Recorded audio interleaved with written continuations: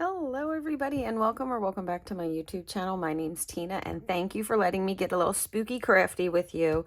I'm back for another project in a Halloween series that I launched. I put together this Halloween creative kit with lots of fun little projects for the Halloween season, and I'm in full swing. Okay. This project here was actually a bonus project. Originally, it was going to be 7 projects. You would have some supplies to remake some of those, and then this would be the bonus project. The reason why I've moved this up and I'm calling it Project 3 is because I feel that if these papers get cut while you're trying to maybe replace a miscut or something, it might throw you off. So we're going to go ahead and do this bonus layout. Let me grab the original one in. Okay, so here's the original one, and I highly suggest you hit the playlist and you do all of these projects in order. There's a thing that goes over what you get in the kit, and then you dive into the projects. And some of those are already, good to go and done, and I have them, and they've turned out so good, right? Because I'm just crafting away over here, having so much fun. But you can see we have this polka dot background here.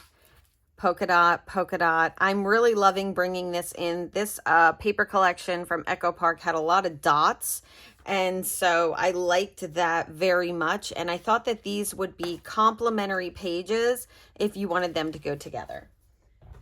All right, I'm pulling this from a sketch from the Close to My Heart book, and we're using this book through the whole year, and even though Close to My Heart was not here anymore, we had dedicated ourselves to using the book. Everybody had bought it till the end of the year. So we are doing that. And then I'm so excited to announce things that are going to happen in January.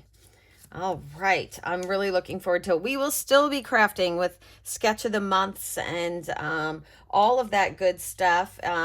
So I'm so happy. I can't see. Normally I just blab everything when I'm excited, but I got to be quiet. I got to save that announcement. All right, we're going to pull everything off. So what I did was I gutted my paper. I never used to be a person who would gut paper. But I am gutting my paper because I'm definitely becoming more aware of the craft industry, what we want to get out of our products, how we want to use them, how to conserve money, and just get to do more with less. It really has inspired me. All right, so this is a 1-inch gut, which basically means I've removed the center 10 inches. And if you want to know how I do that, if you go to 5-minute tips and techniques, you will find a video on how to do the gut. All right. We did that for the other page as well. All right. Now, this one here is 11.5 by 11.5. So we're going to have 1/4 of an inch all the way around.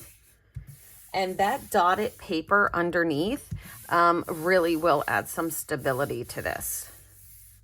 There we go. We're all set. All right, let's bring in our other pieces. I've added some pieces to this. This was a leftover piece from a prior video project, and I said, just put those aside. And then this original sketch has called for 3x3 photos without matting them to be put directly on. Sorry, I had something stuck to my gun. To be put directly on your base piece. I'm not going to be doing that. I'm going to make smaller photos and be really good with that. These white pieces represent your photos. So the white pieces you do not need for your kit. It will actually make your photos get smaller and smaller the more you mat them. But it just kind of gives you a visual, and after speaking with you guys, I know that that's something that you guys kind of like to see as you're crafting along, is where your pictures are going to go, how big those pictures are going to be. All right. Sometimes I leave them on and I just put my photos right on top of them. Other times I take them off, and then other times I use them as mats, and I do make my photos smaller. All right, this piece here and I've made some changes to the measurements, so I'm going to need to give all the measurements. Okay. This piece here is 6 3/4 by 6 3/4. And we're going to be placing this 3¼ inches down, or 3 inches down, and then just kind of guesstimate from this side. Let me just take a look so that we go, yeah, it's just like 1¼ from the side, 3 inches down, 1¼ in. Here we go. Okay, and I have one more. This is a 3x4, and then I'm going to go over these mats with you, even though you saw them all right? So out of your yellow dotted paper, a 3¼ by 4¼ Out of the purple paper, 3x3, like I said, I wanted to change this. I don't want to do it exactly. 3x3s times 4 out of that purple paper. Okay. And these are just going to kind of space out on here. Before I push them down, I want to get my spacing right. I really should grab a smaller, I might start using the smaller runner for the videos. My gun is so big, right? But no complaints. I really do enjoy my ATG. All right, I think I need to bring this over just a tiny bit. So there we go. Okay, all good things, all good things. Ta-da. Okay, and now I have some pieces for the bottom. This was a leftover piece that we gutted. And remember, we're keeping all our leftover pieces. But if you don't have this plaid piece that had the ghosts on the back and you said, I'm not going to keep something that small. I only kept it because it was the only plaid, purple plaid in it. Just replace it with some of your purple dotted paper and it should work out fine. There we go.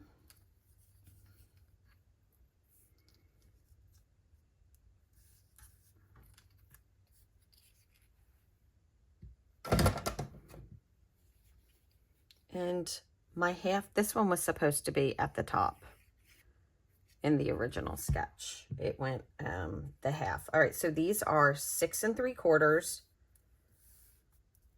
The black is 1/2, and the other two are 1/4 and 1/4.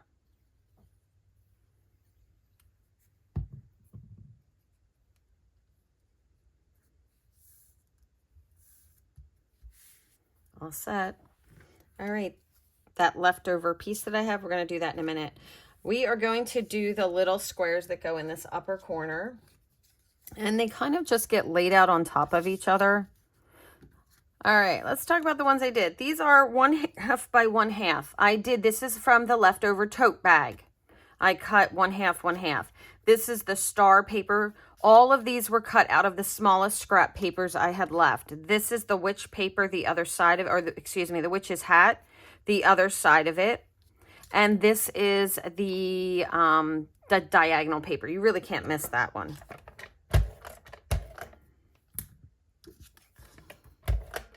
Just going to get all my adhesive on all 4 of them at one time.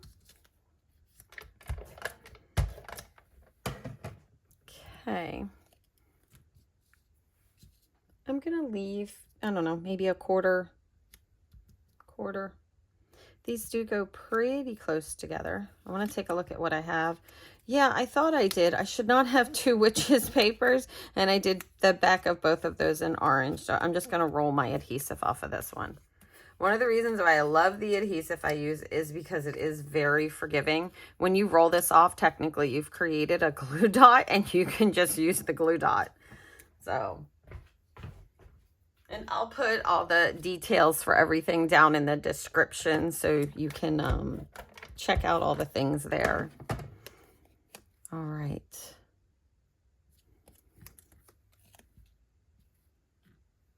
All right, I think this is going to look pretty good. Wasn't sure which one I would like, but I think I'm going to like this one here. Down just a little bit, not quite even. Doesn't matter how you put these out. It's really just an opportunity to create something and bring in some paper. And this one's going to get... I'm going to swap these 2 off. I think I would have liked this better in a different color. I'm going to grab a different one.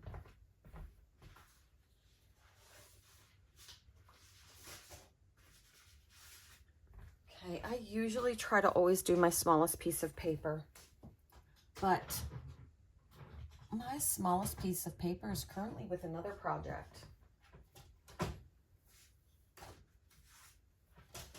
which was right behind me. Okay. We're going to go 1.5, reserving the largest piece always. Whenever I do my cuts, I just try to reserve the largest piece. That was a professional tip from my husband, who is a way better, way better cutter than I am. Oh, I kind of like the purple now. Switching to the purple. And I did think about doing my black marker trick around all of this, but for some odd reason, I just opted not to. Okay, there we go. And now this one can come over here and tuck under this just a little bit. And you've just kind of created this little, play with this. Do this on lots of layouts. You know, this is a great opportunity to like use up scrap papers, build backgrounds, do different elements. It's one of the things that I really liked about it. Okay, we're going to put this one on some foam tape. We don't want super thick foam tape, just, you know, regular foam tape. Oh, that one's, I have a thing of foam tape that's currently also doubling as a dish to hold some things. I removed a lot of the middle out of it, and then I put things in it so they wouldn't roll away. So I'm going to go ahead and go with this instead.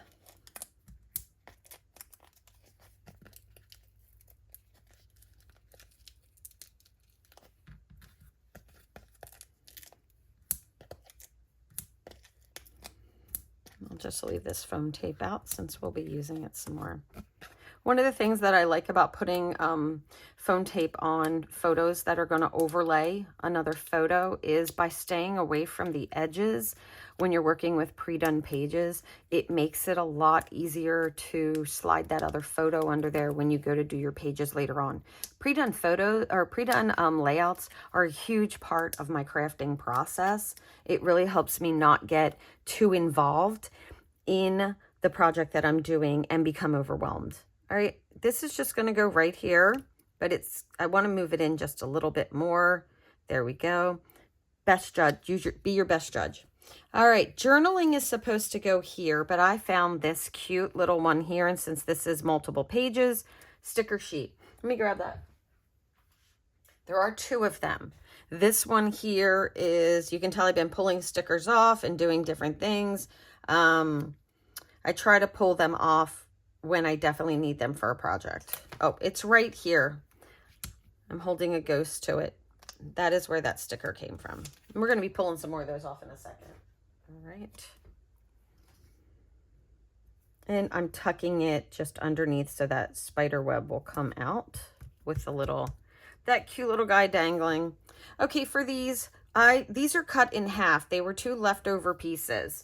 And just go ahead and give them a little cut. Thought these would look cute on an angle. A little bit of adhesive.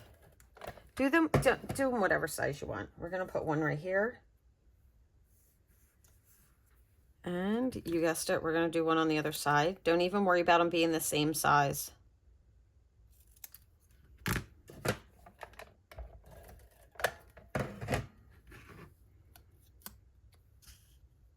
One here. And that'll bring that color in 3 times, that pattern, so that's nice. All right, this Happy Halloween came off of your sticker sheet. I think you'll be able to find it just fine. It's pretty big. It's perfect for this. I'll put some of this foam tape on here.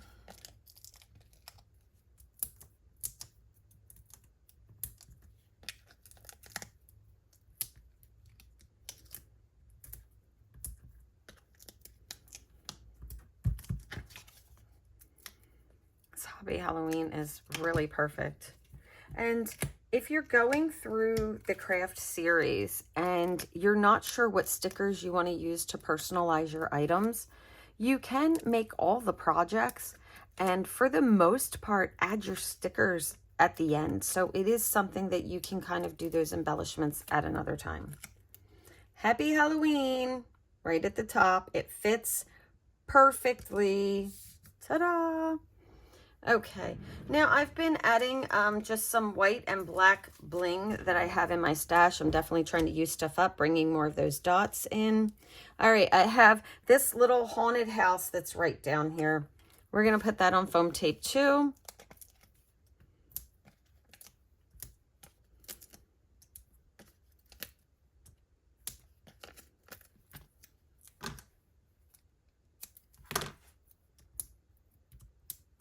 Okay.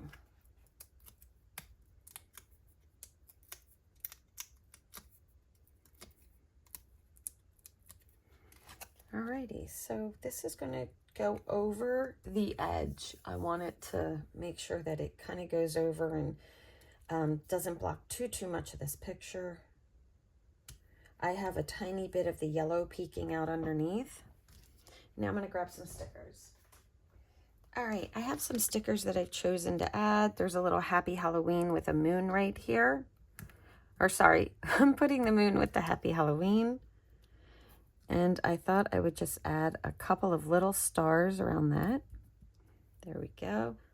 And then there's two little pumpkins. I thought they could come down here and kind of decorate where the house is.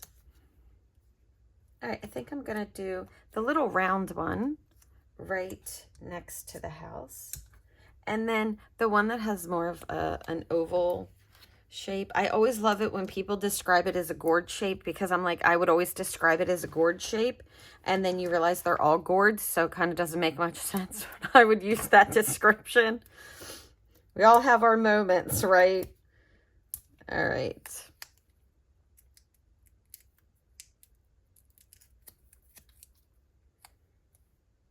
I'll put this little guy right next to it. That's super cute. Okay. And then I've chosen just a few others. And you'll have lots to go back and add. After I'm done an entire series, one of the things I do is I go back and I add as many of the leftover stickers or ephemera, whatever I possibly have, I add as much as I can to my other projects so I can get rid of it. Like if I'm completely done the papers, I'm at a point where I'd like to work through a collection and be done with the collection and then start working with another one. I'm really trying to kind of downsize currently my craft stash. So I want to work with what I have while I'm most excited and inspired to work with it, and then move on to the next thing. This said, something wicked this way comes. And I thought this one would be a great one for your trick or treat or your trunk or treat photos. So I did put the house on there, and it's kind of like you're going to the house and then something wicked this way comes. I'm hoping to fit this on here, but I wasn't. I was originally thinking here, but I kind of want to just hold it in different places and see if something speaks to me differently than where I originally thought it might go. I think I'm going to end up right back where I was. All right, I'm going to put this right here on these and let that come over and just have this nice thing coming across. All right, let's grab some of these dots that I am trying to use up. We all have it. And bling that you're trying to use up, I like to go through and look at my bling and drop it right in with my paper pack. It just works for me. I know that it's there and I'm ready to go. All right, we're going to do 3 black right over here. A big, a little, and a small. You can also use onyx pearls if you have those. I think I'm going to stick with all black on this one. I'm going to do a black one here.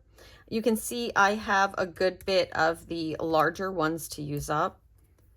So any chance I get to where I can put a large one down, I'm going to take it. I'm just sticking with the others in 2s at this point, but I have 3 right here. I'll see if I can add them again.